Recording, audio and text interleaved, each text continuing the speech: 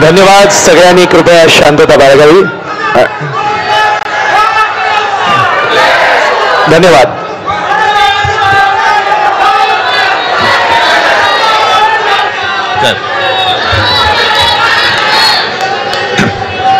जमलेल्या माझ्या तमाम हिंदू बांधवांनो, भगिनींनो आणि मातांनो,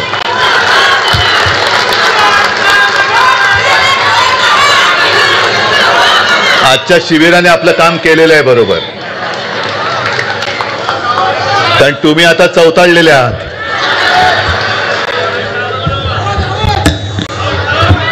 आवाज येतोय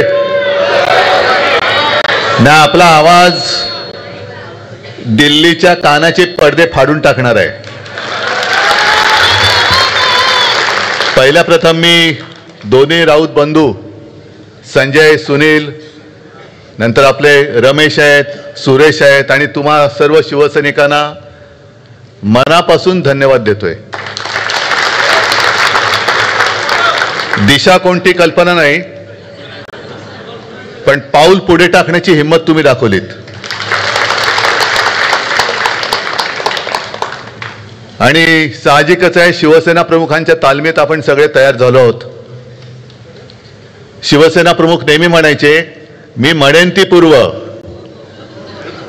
आणि त्याच दिशेने आपण केवळ आपल्यालाच नाही तर आपल्या राज्याला आणि देशाला न्यायचंय. अनेक चांगले विषय आजच्या दिवसभराच्या शिबिरात झालेत आणि शिबिरे असंच असलं पाहिजे.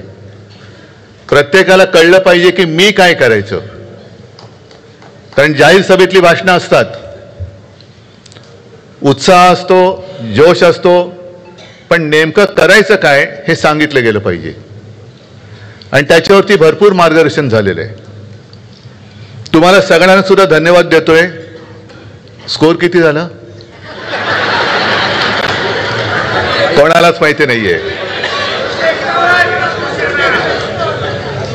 आपल्याला स्कोरची चिंता नाही, आपल्या विरोधकांची दांडी उडवायची. आणि ही मॅच म्हणजे सहज या मॅचच्या निमित्ताने आठवलं म्हणून बोलतोय, दुबईमध्ये सुरू आहे. टीव्हीवरती बघायला काय हरकत नाही, दुबईत जायला सुद्धा काय हरकत नाही. पण याच्या आधीची मॅच जी झाली हिंदुस्थान पाकिस्तान, ती दुबईमध्येच झाली. आणि ती मॅच बघायला इकडनं काही तथाकथित बाळासाहेबांचे विचार मानणाऱ्यांची कार्टी गेली होती. निर्लज्जपणाने फोटो सुद्धा टाकलेले त्यांच्या इंस्टाग्रामवरती आहे. मला वाटतं अनुराग ठाकूर त्या पाकिस्तानी खेळाडूच्या बाजूला बसलेत. त्याच्यानंतर आपल्या महान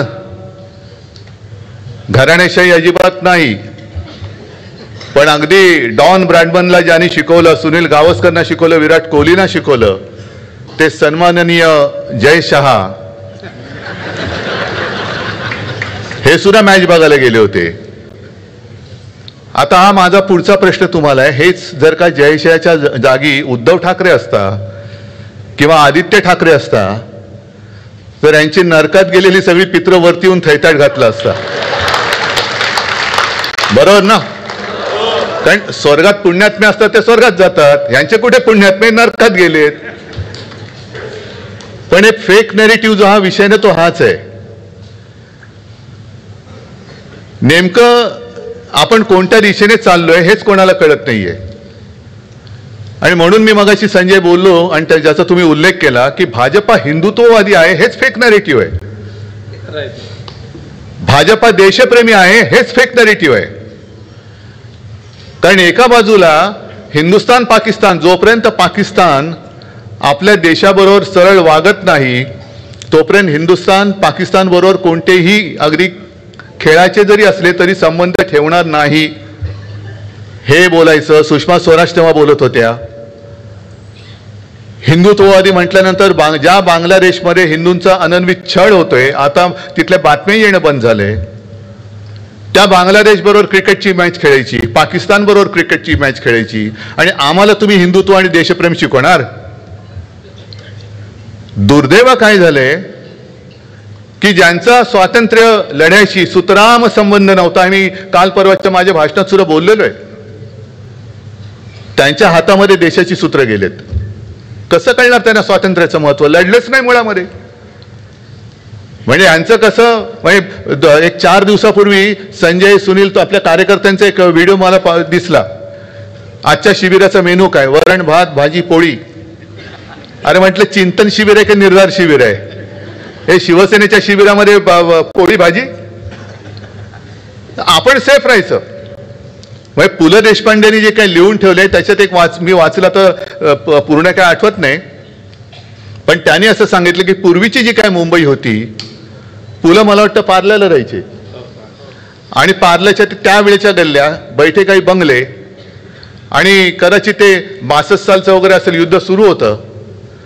आणि पुलंनी असं लिहिलंय की नाटकाची तालीम संपवून आम्ही एक 2-5 मित्र गप्पा मारत घरी परतत होतो. काळोख्या गल्ल्या होत्या आणि त्या काळोख्या गल्लीतनं अचानक एक आवाज आला, थांबा.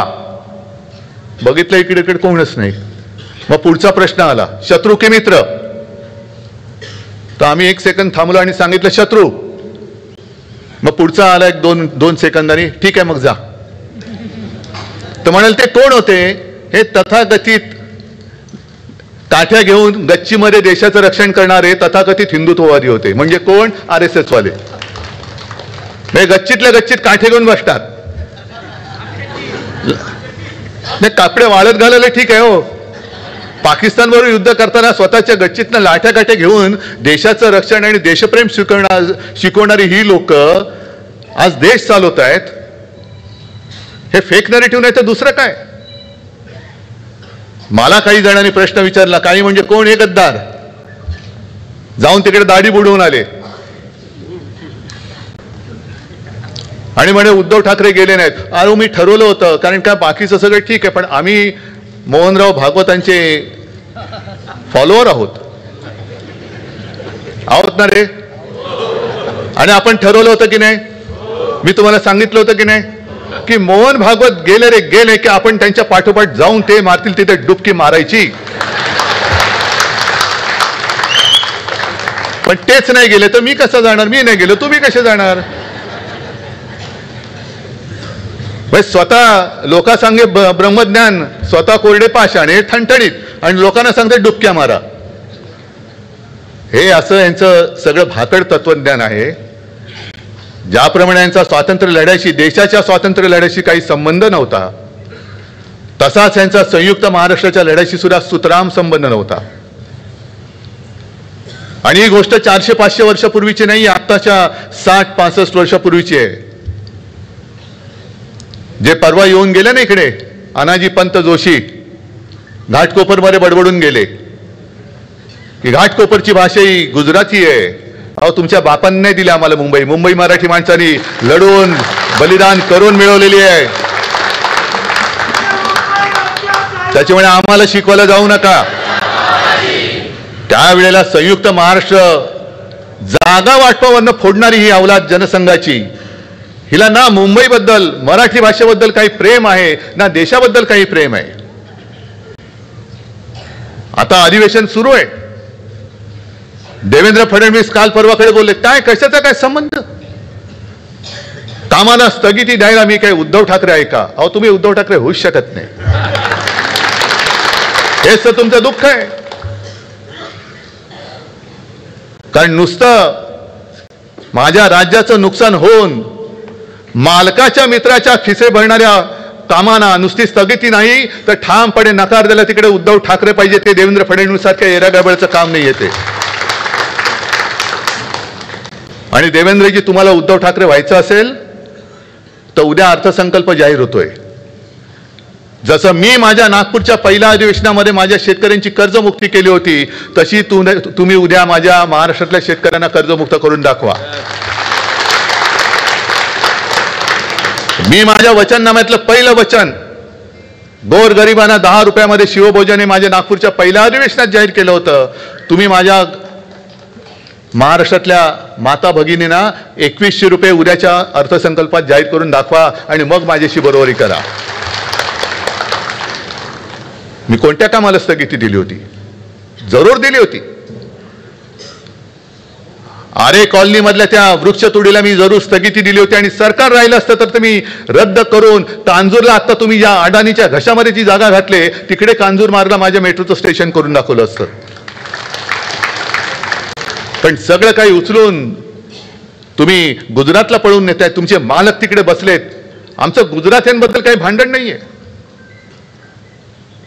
पण ही लोक येऊन आता तो जो काही भाषिक प्रांतवाद करतायत, म्हणजे देशाला स्वातंत्र्य मिळाल्यानंतर भाषावर प्रांतरचना झाली. गुजराती लोकांना गुजरात मिळालं, त्यांना त्यांची राजधानी मिळाली. उत्तर प्रदेशमध्ये तसाच मध्य प्रदेश तयार झाला, उत्तर प्रदेश तयार झाला, बिहार झाला, सगळे प्रदेश तयार झाले. त्यांना त्यांची भाषा आणि त्यांची राजधानी मिळाली. मराठी माणूस म्हटल्यानंतर मराठी माणसाला कोणी किंमतच देत नाही.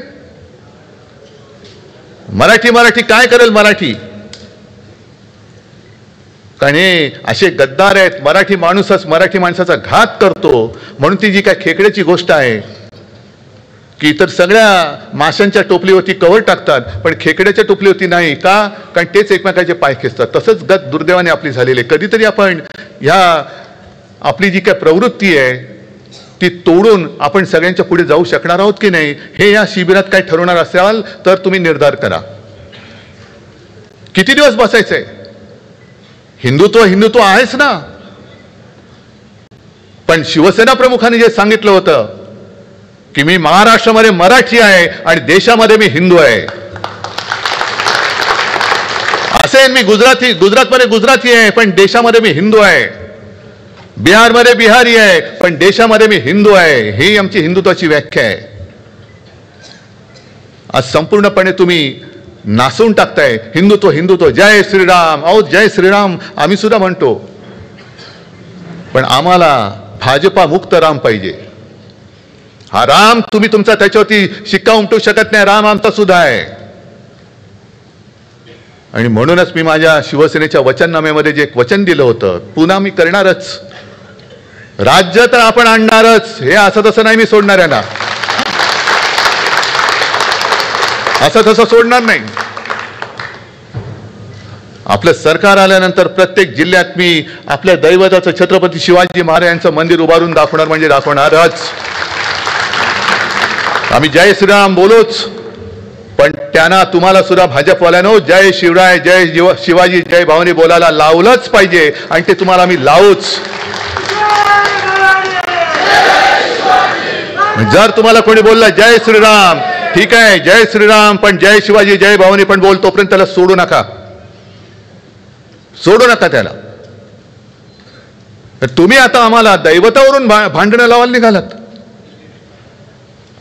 आजपर्यंत या मुंबईमध्ये जेवढी संकट आली, नैसर्गिक आपत्ती असेल, अतिरेक्यांचा हल्ला असेल, स्वतःच्या प्राण्याची पर्वा न करता त्या संकटात उडी मारून जीव वाचवणारा माझा शिवसैनिक आहे. गोमूत्राची बाटली हलवणारा RSSचा किंवा भाजपचा कार्यकर्ता नाहीये.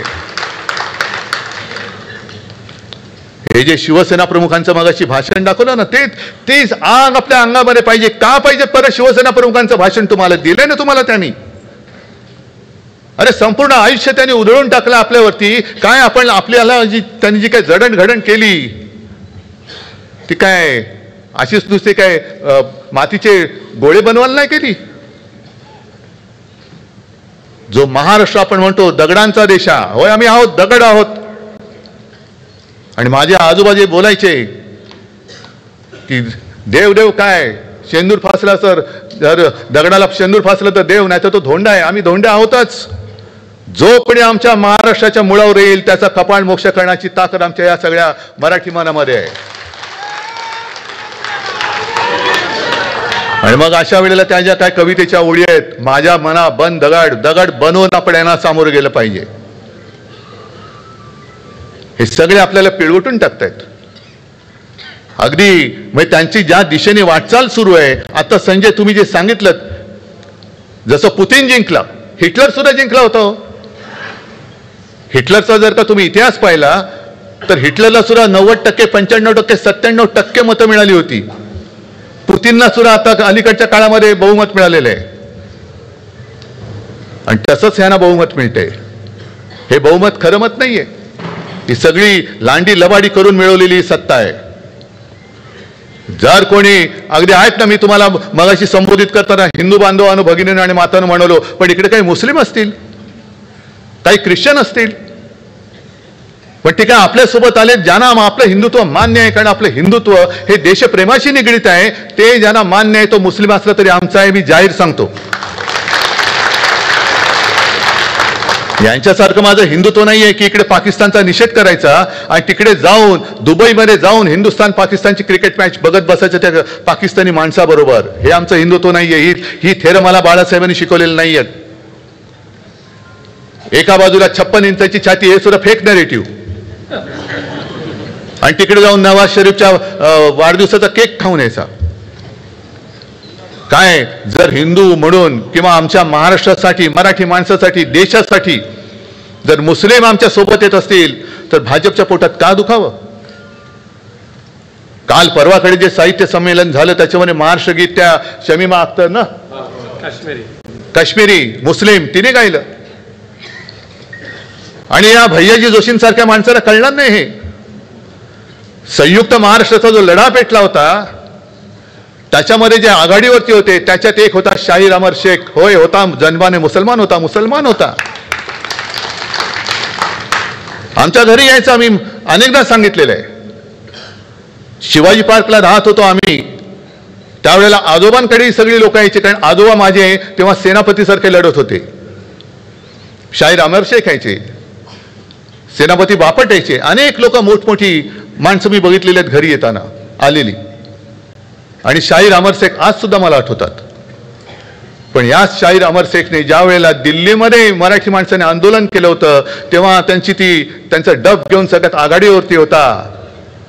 जागा मराठा, आम जमाना बदलेगा. जागा मराठा बोलणारा अमर शेख असेल जातीने, जन्माने मुसलमान असेल, पण तो आमचा होता, कारण तो संयुक्त महाराष्ट्रासाठी लढला होता. तो काही जनसंघीय नव्हता, शेपूट घालून बसलेला आणि सगळं मिळाल्यानंतर तोडफोड करून राज्य बळकवणारा तसा अमर शेख नव्हता. साबिर शेख सुद्धा होता ना, अमर शेखची आठवण करताना साबिर शेख होता. पण आमच्या सोबत जर का आले मुस्लिम तर वोट जिहाद. आणि मोहन भागवत मशिदीत जातात. उद्धव ठाकरे गेलेले नाही अजून, पण गेला तो परत त्यांची नरकातली सगळी पित्रवरती येतील. मोदी म्हणतात की लहान असताना त्यांच्या घरी ईद आजूबाजूला साजरा व्हायचा, सगळे मुस्लिम जे काय होते त्यांच्या घरनं जेवण यायचं. आता यांच्यासाठी खास बटाट्याची भाजी आणि पुरी बनवून द्यायची, त्याला आपण काय करायचं? असू शकेल ना, आपण कसं सांगणार? आणि मग ते ताजिया खालनं जायचे, तरी तुम्ही हिंदू. आणि केवळ मुसलमानांनी शिवसेनेला मत दिलं, उद्धव ठाकरेला मत दिलं, कारण करोना काळामध्ये आपण केलेलं काम. तर आम्ही लगेच हिंदुत्व सोडलं. हे जे काय फेक नरेटिव्ह आहे. आणि म्हणून मला अनेकदा जे बोलतात काही लोक की हिटलर हिटलर हिटलर आहे, साम्य बरंच आहे. हिटलरचं सुद्धा असं म्हणतात की 4 पातळीवरती त्याचं काम चालायचं. म्हणजे आता जे काय आपले प्रवक्ते वगैरे असतात ना, तेव्हा चॅनल वगैरे नव्हती, पण तेव्हा जे चालायचं, एक म्हणजे स्वतःची बाजू मांडणं, हे का काही प्रवक्त्यांचं काम. दुसरं, दुसऱ्यावरती आरोप करणं. तिसरं, विरोधकांनी केलेल्या आरोपांना उत्तर देणं. आणि चौथं, ते म्हणजे फक्त अफवा पसरवणं. आहे साम्य दिसतंय की नाही? आता जे काय यांचं चाललेलं आहे ह्याच्यामध्ये आणि त्याच्यामध्ये साम्य दिसते की नाही दिसत? आणि अशा यांच्यामध्ये आपण त्यांना केवळ आणि केवळ आपल्याला भुलवण्यासाठी जय श्रीराम म्हटलं म्हणून लगेच हिंदुत्ववादी म्हणून सगळं आयुष्य त्यांच्या चरणी वाहून टाकायचं. आज हे करू तर काहीच शकत नाहीयेत. आज मुंबईला जे खतम करायला निघालेत, मुंबईचं महत्व मारायला निघालेत, महाराष्ट्राची अस्मिता तुडवतायत पायदळी. आणि हाच धोका आहे. 1 नेशन 1 इलेक्शन, यांना सगळं 1-1-1 एकाधिकारशाही पाहिजे. सगळे एक. आपल्याला सुद्धा बरं वाटलेलं आधी, एक विधान एक निशान एक प्रधान, हो बाबा पाहिजे बरोबर.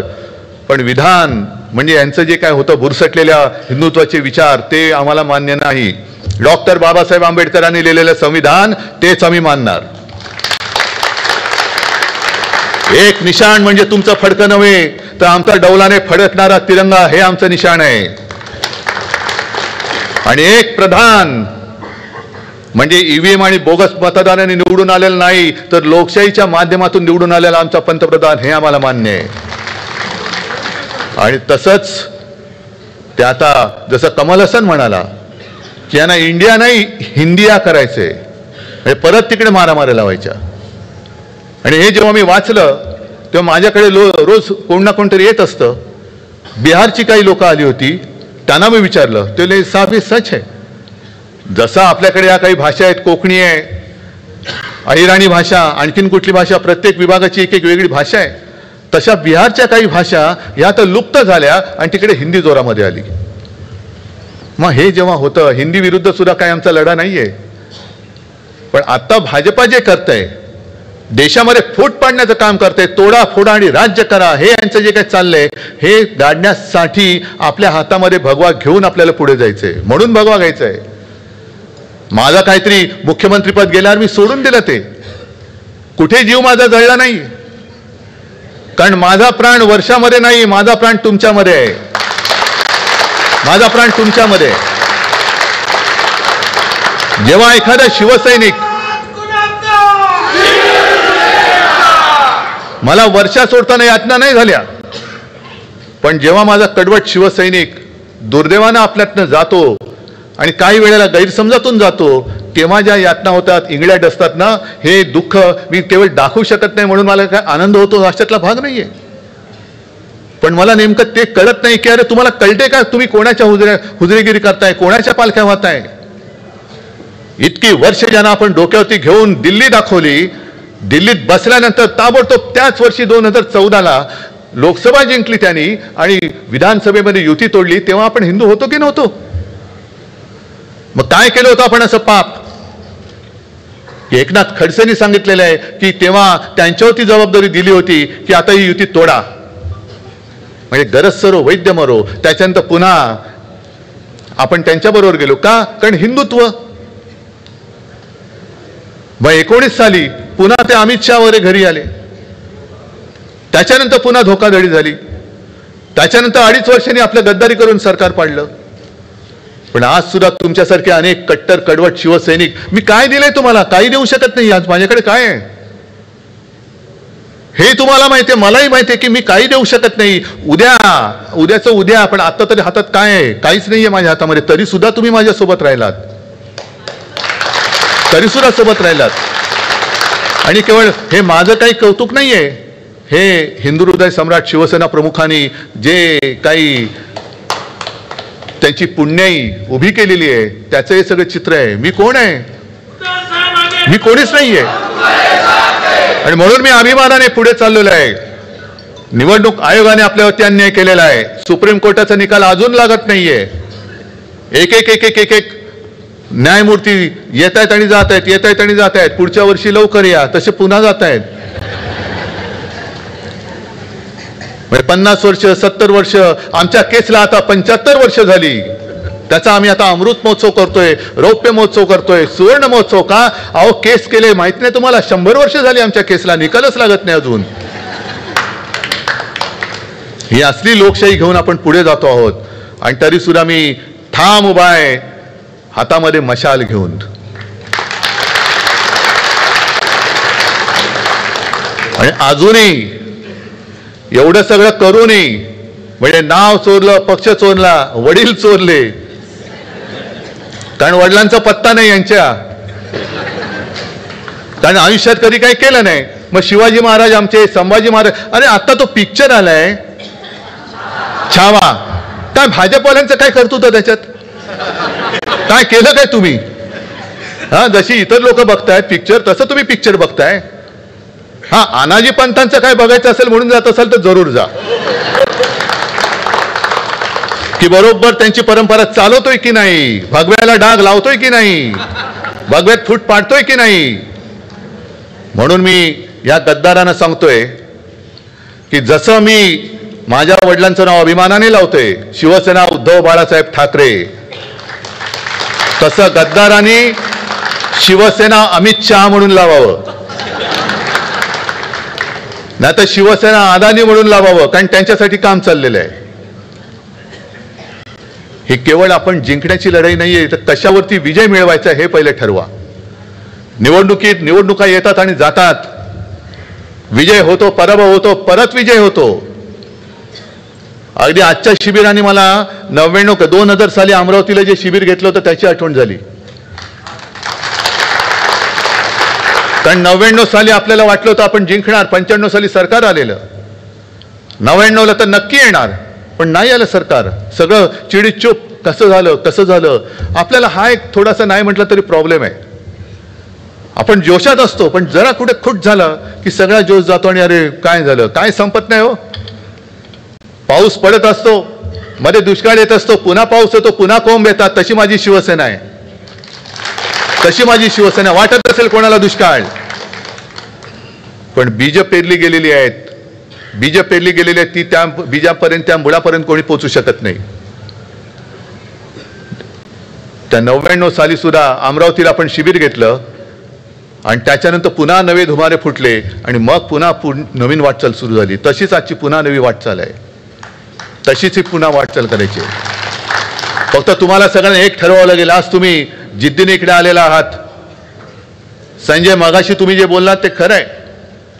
लोकसभा निवडणुकीमध्ये आपण त्यांचं अश्वमेधाचं गाढव अडवलं होतं, महाराष्ट्राने अडवलं. अभिमान वाटतो मला तुमचा. या ईशान्य मुंबईमधनं सुद्धा त्यांची मक्तेदारी आपण मोडून टाकली लोकसभेमध्ये. मला अभिमान आहे तुमचा. पण लोकसभा निवडणूक आणि विधानसभा निवडणुकीत एक नक्की मान्य केलं पाहिजे की आपण गाफील राहिलो. लोकसभेला आपल्याला जिंकायचंच आहे म्हणून लढलो, त्वेषाने लढलो. आणि ती महायुती लोकसभेला आपण जिंकणार कारण मोदीजी आहेत. लोकसभेनंतर विधानसभा आली, मधल्या काळात हे सगळे घुसवाघुसवीचे प्रकार झाले मतदारांचे. आपण ज्या मानसिकतेत होतो की आम्हाला जिंकायचंच आहे, त्या मानसिकतेत महायुती होती आणि आम्ही जिंकलो आहोत. अगदी आपले मित्रपक्ष सुद्धा जॅकेट बिकेट शिवून तयार होते की बस आता जिंकलोच आणि मी घोड्यावर बसणार, जाणार विधानसभेत. म्हणजे त्या निकालानंतर मला काही जणांनी जे सांगितलं, काँग्रेसवाले आले, राष्ट्रवादीवाले काही आले आणि मला म्हणाले, उद्धवजी एक चूक जी झाली ती झाली, ते नाव जाहीर करायचं वगैरे म्हटलं ते सोडून द्या, त्याचा आता इतिहास झाला. पण त्यांनी सांगितलं ते फार महत्वाचं होतं की विधानसभा निवडणुकीमध्ये आपण केलेलं काम आपल्या ह्या जागेच्या साठमारीमध्ये आपणच मारून टाकलं. हे खरं आहे. आपण काय करत गेलो, तुम्ही किती देणार, एवढे, आम्ही एवढे, तुम्ही काय करणार, हे, आम्ही हे, ह्याच्यातच राहिलं. अरे पण आपण उत्तमरित्या सरकार चालवून दाखवलं. जगभरामध्ये आणीबाणी सदृश्य परिस्थिती नव्हे, आणीबाणीपेक्षा वाईट परिस्थिती होती, त्याही वेळेला आपण महाराष्ट्र थांबू दिला नव्हता. हे आपण लोकांना सांगूच शकलो नाही. आणि तेच काम नेमकं त्यांनी केलं. भ्रष्टाचाराचं काय आगडोम नुसता केला. आहे इकडे आता सूरज आहे, इकडे बसलाय, नाही घाबरला. काय खिचडी घोटाळा. अरे तुम्ही बकासुरासारखे खाताय, तुमचे हजारो कोटीचे भ्रष्टाचार आता बाहेर येत आहेत. संजय राऊतला आत टाकला होता तुरुंगात, नाही डरला. एक तर मला वाटतं घाबरून संजयला त्यांनी सोडून दिला. जा बाबा जा, आला तू गेलास तर तिकडे बरं. काही गेले शेपट्या घालून, पण त्या सगळ्यांना तिकडे घेऊन जणू काही गंगा स्नान घातलं तसं भाजपा स्नान घातलं त्यांनी आणि पवित्र करून टाकलं. अजितदादांनी घेतले 70,000 कोटी, ह्या ना गेले एवढे 1000 कोटी. हे घोटाळे कितीचे. प्रफुल्ल पटेलला धुवून स्वच्छ केला. म्हणजे हे सगळे घोटाळे हे आता तुम्हाला लोकांना सांगण्याची गरज आहे. आपण गाफील होऊन नाही चालणार. आपण केलेली कामं, मुंबईमध्ये केलेली कामं मी अभिमानाने सांगेन. जसं 2012 साली आपण फक्त 2 शब्दावरती मुंबई जिंकली होती, करून दाखवलं. आता 2017ला पण तेच केलं. आणि हा जो कोस्टल रोड आहे, देवेंद्र फडणवीसना म्हणावं, हे तुमचं नाहीये, हे कर्तृत्व माझ्या शिवसेनेचं आहे. त्याचं भूमिपूजन मी केलेलं आहे. अगदी शिवडी नावासेवा जो लिंक रोड आहे तो सुद्धा जरी तुम्ही सुरू केला होता तरी त्याचा पहिला गर्डर मुख्यमंत्री म्हणून मी माझ्या हस्ते तिकडे टाकलेला आहे. कोरोना काळामध्ये मी काम बंद पडू दिलेलं नव्हतं. मेट्रोची कामं बंद पडू दिलेली नव्हती, कोस्टल रोडचं पडू दिलेलं नव्हतं, हॉस्पिटलमध्ये सुद्धा ज्या तुम्हाला कधी आयुष्यात जमल्या नसत्या एवढ्या सुद्धा सेवा सुविधा आम्ही उपलब्ध करून दिल्या होत्या महाराष्ट्राला. फक्त तुम्ही तुमच्या मालकांच्या मित्रांची हुजरेगिरी मी केली नाही म्हणून मी उद्धव ठाकरे नाही, तुम्ही उद्धव ठाकरे नाहीच आहात आणि होऊ शकतच नाही आहात. ही लढाई ही पक्षाची लढाई नाहीये, ही लढाई ही राजकीय लढाई नाहीये, ही लढाई आपल्या मातृभाषेच्या आणि माझ्या महाराष्ट्राच्या अस्मितेची आणि महाराष्ट्र धर्माच्या अस्तित्वाची लढाई आहे. आणि जसं समर्थ रामदास बोलले होते, मराठा ते तुका मिळवावा, महाराष्ट्र धर्म वाढवावा, तेच बरोबर शिवसेना प्रमुख 66 साली बोलले होते. 96 कोळी 92 कोळी, मराठा मराठेतर आहे ना ती सुरुवात, मराठा मराठेतर, 96 कोळी 92 कोळी, ब्राह्मण ब्राह्मणेतर, स्पृश्य अस्पृश्य, घाटी कोकणी, हे सर्व भेदाभेद गाडून मराठी माणसाची भक्कम एकजूट बांधा. आणि एकजूट बांधल्यानंतर निर्धार तर तुम्ही केलेलाच आहात, केलाय ना. मला तुमच्याकडनं एक शपथ पाहिजे. एक शपथ अशी की मुंबई महापालिकेची निवडणूक जेव्हा लागेल, कधी लावो, मी म्हणेन आत्ता घ्या. तुम्ही जिंकलायत ना, घ्या ना आत्ता. आम्ही नाही घाबरत, तुम्ही जिंकलेले का घाबरताय? आत्ता लावा, आम्ही तयार आहोत. पण तुम्ही सगळ्यांनी शपथ घ्यायची की निवडणुकीमध्ये बटेंगे नाही, कटेंगे नाही, फुटेंगे तर अजिबात नाही, बंडखोऱ्याच करायच्या नाहीत, चालणार नाहीत. कारण ही आपल्या आईच्या अस्तित्वाची लढाई आहे. आईशी बेईमानी करू नका, आईशी गद्दारी करू नका. कारण ज्या आईने आपल्याला जन्म दिला, ज्या आईने आपल्याला मोठं केलं, तिच्याशी गद्दारी करणारा कधी तिचं नाव घ्यायला लायक नसतो. म्हणून आज जसा तुम्ही लढण्याचा निर्धार केलाय, तसं आज जसं एकजुटीने इकडे आलेला आहात, निवडणुकीत सुद्धा एकजुटीने आपण पक्ष म्हणून संघटना म्हणून देईल तो उमेदवार मी निवडून आणल्याशिवाय राहणार नाही, हा एक निर्धार करा आणि कामाला लागा. जय हिंद, जय महाराष्ट्र. धन्यवाद साहेब. मी राष्ट्रगीतासाठी सर्वांना विनंती करेन की आपण आपल्या जागी उभं राहायचं. राष्ट्रगीत घेऊन या कार्यक्रमाची